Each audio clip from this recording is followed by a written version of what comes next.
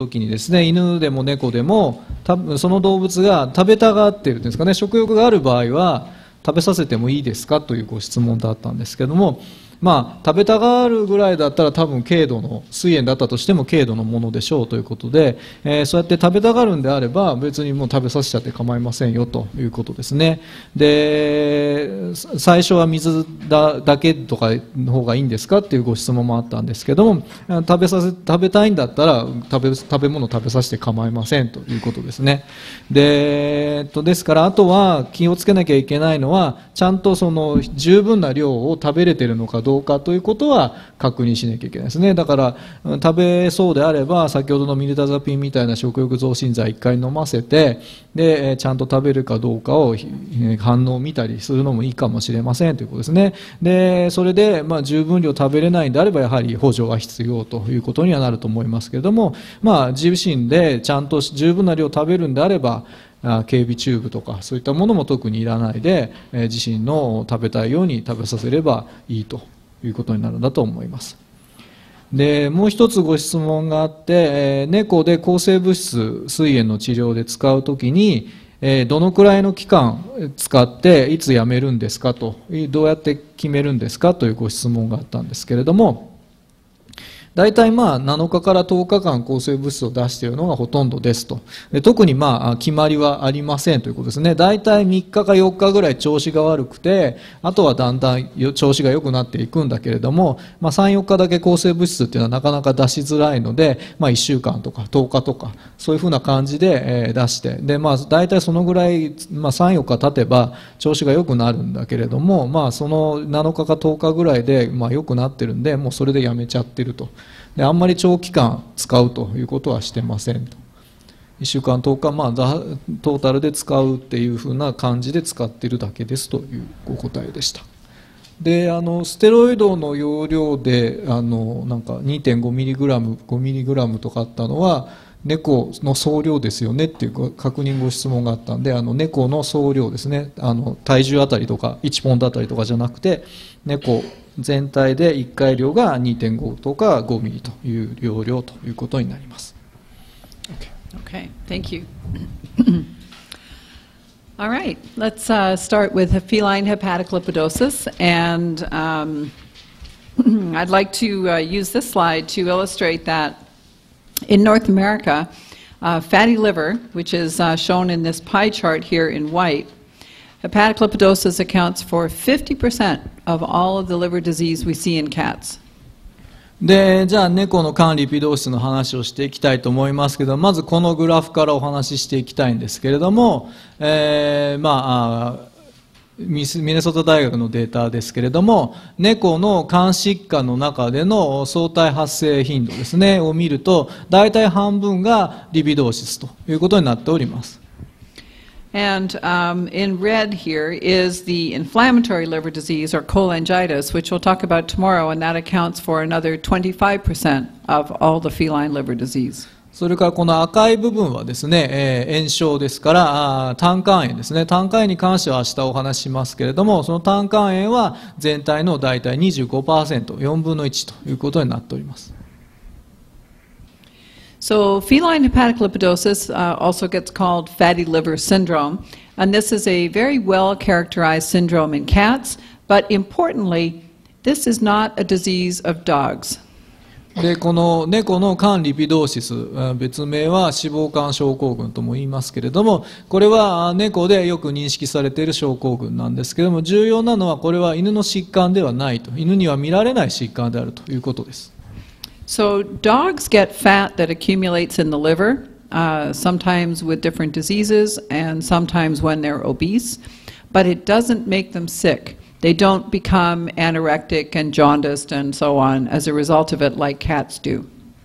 で犬の場合も確かに肝臓に脂肪が蓄積するということはもちろんあります。でそれによっていろんな病気になったり太ったりとかいうことはありますけれども、ただ脂肪が蓄積することによって食欲がなくなるとか黄疸になるとか、そういった猫で起こるような疾患というものは起こりません。So we use the expression sometimes that cats are not small dogs, and this is a very important consideration for many of the liver diseases where cats and dogs behave totally differently in regard to what kinds of diseases they get. ですから、よく言われるのは猫は小さい犬じゃないという言葉がよく出てきますけれども、肝臓の疾患に関してはですね、肝疾患に関しては犬と猫の場合全然挙動が違いますので、その違いはしっかり知っておかなくてはいけません。So hepatic lipidosis is characterized by the intracellular accumulation of fat, and on this sample over here you can see a few more normal appearing hepatocytes up at the top left, and then large droplets that don't stain with an H&E stain, but large empty vacuoles throughout the rest of the liver.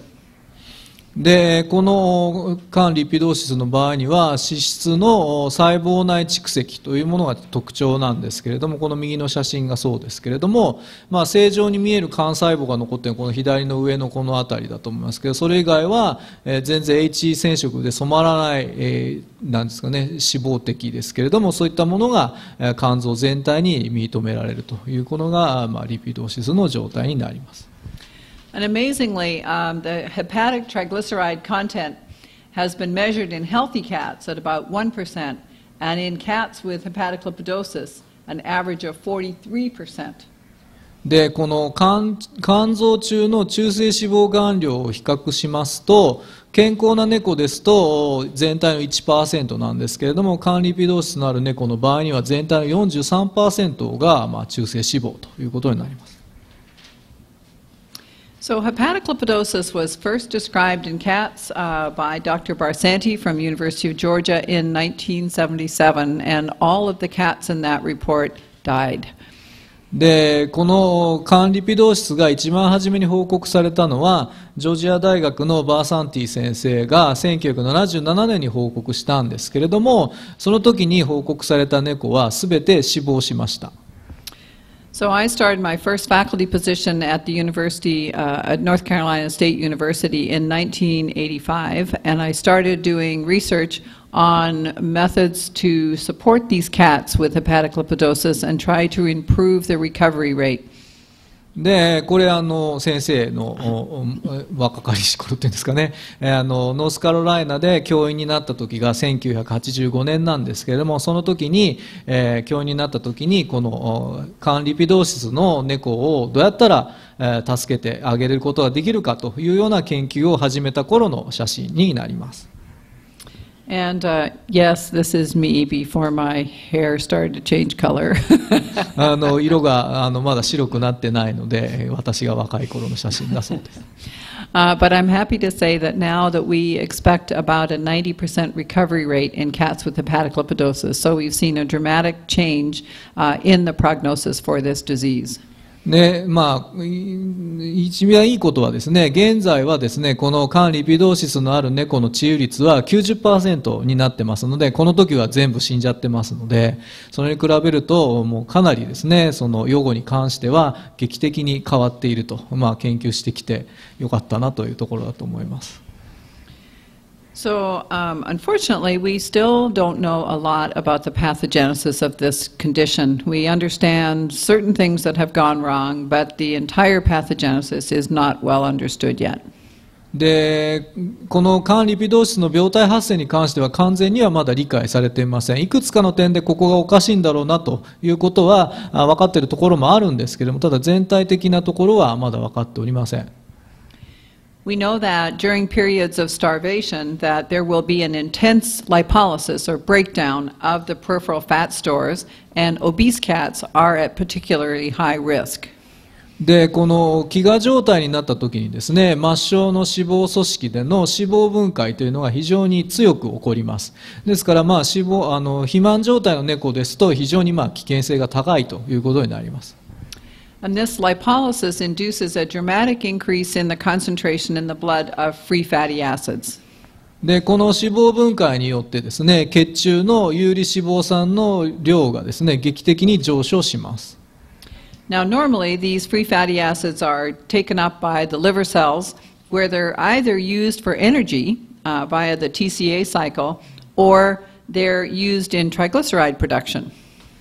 でこの有利脂肪酸はですね、通常は幹細胞で取り込まれて、幹細胞のところで、TCA 回路に乗ってエネルギー産生に使われたり、もしくは中性脂肪に変わっていくということになります。So it seems that in cats with hepatic lipidosis, they don't appropriately use these free fatty acids for energy, and instead they accumulate triglyceride in the hepatocytes, and they also excrete or secrete more triglyceride from the liver in the form of very